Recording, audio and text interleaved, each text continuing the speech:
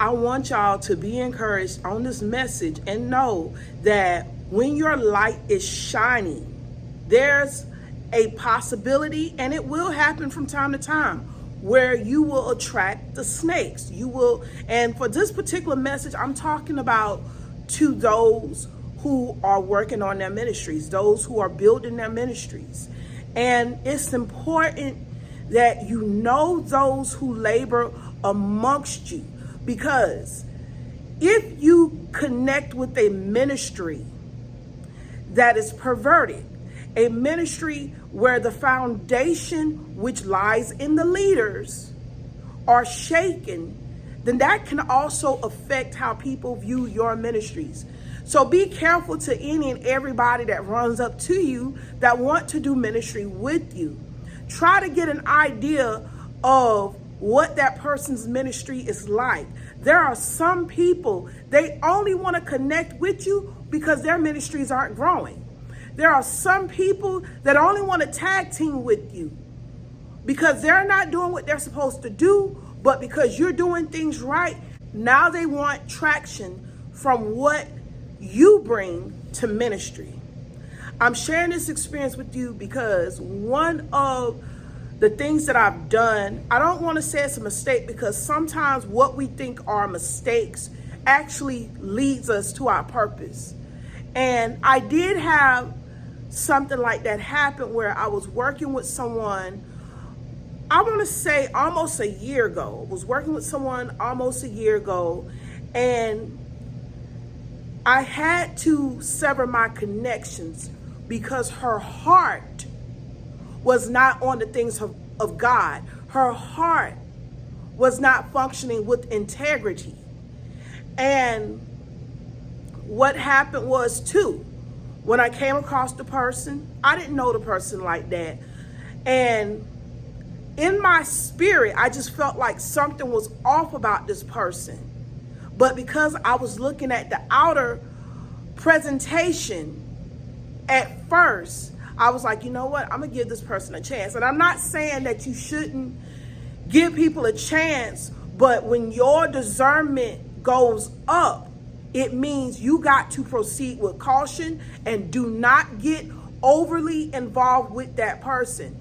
And so the way I navigated that was, when I knew something was off about that person did not get all up in my personal life. That person did not get all up in my treasures. There were certain things I allowed that person to learn because I wasn't afraid of what she would share about me. But when it came to certain things that I felt sensitive about, I would not give her those jewels. So that discernment that kicked in, it allowed me to know, don't share that. Don't do it. Don't go there. Okay. So when it came down to it, I served with this person in ministry. And then again, I've seen some things even in ministry that was off about this person. One of the things that this person would tell me was that she had a ministry and one person took all her members. And I was trying to figure out, how does that happen? Because when a person likes your ministry, it's not easy for somebody else to step in and win you over. It's just not that easy. And so I knew something was sort of off about that, but I let the person tell her story, because some people, when things happen to them, they go to victim mode. And I didn't realize what happened until after I was done with that person.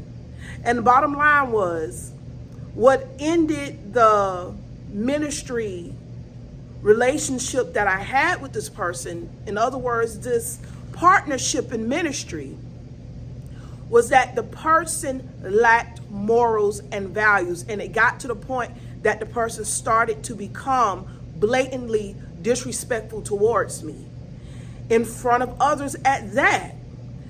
And it was to the point where I was like, you know what? I can't do this because you did that.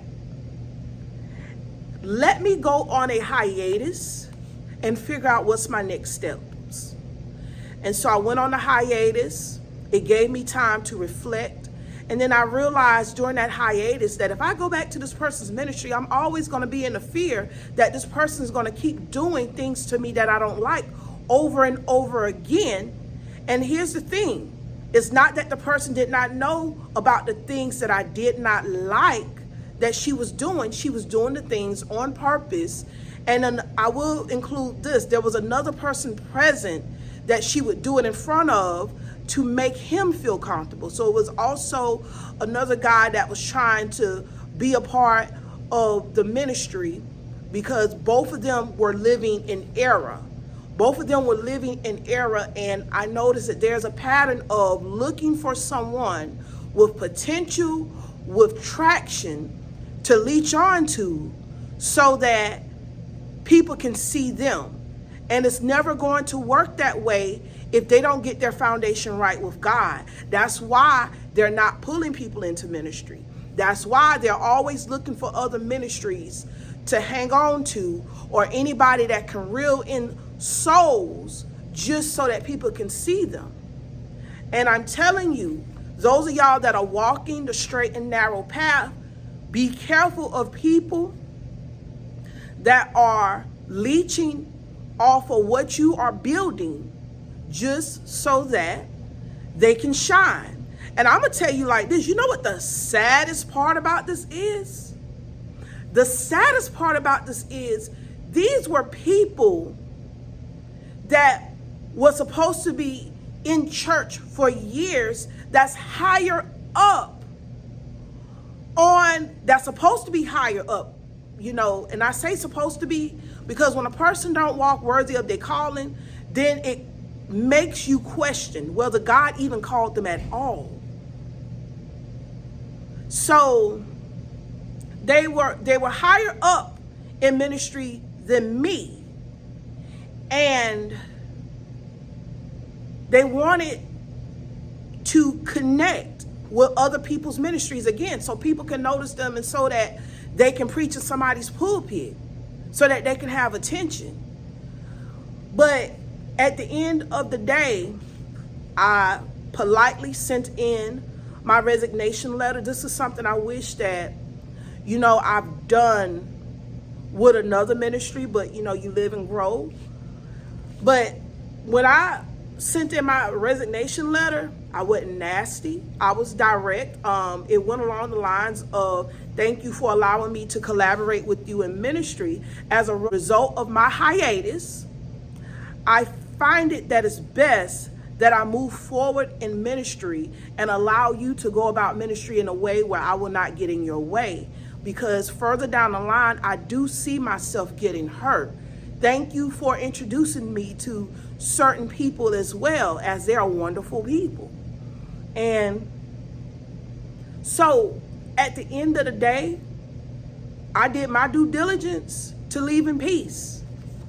Because for one, getting mad and being nasty or whatever, it ain't gonna do nothing. But the biggest power in leaving in peace is that people already know what they have done, and the idea that you're leaving is enough for somebody that have tried to take advantage of you in ministry.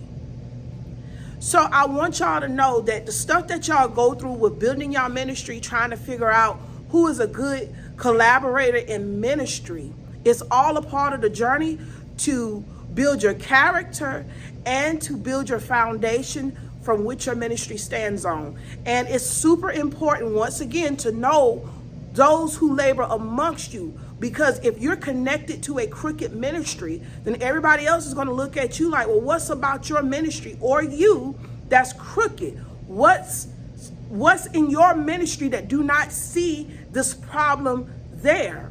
So I hope this message has encouraged you. And if you was inspired and helped by this message, hit the subscribe button, and God bless you.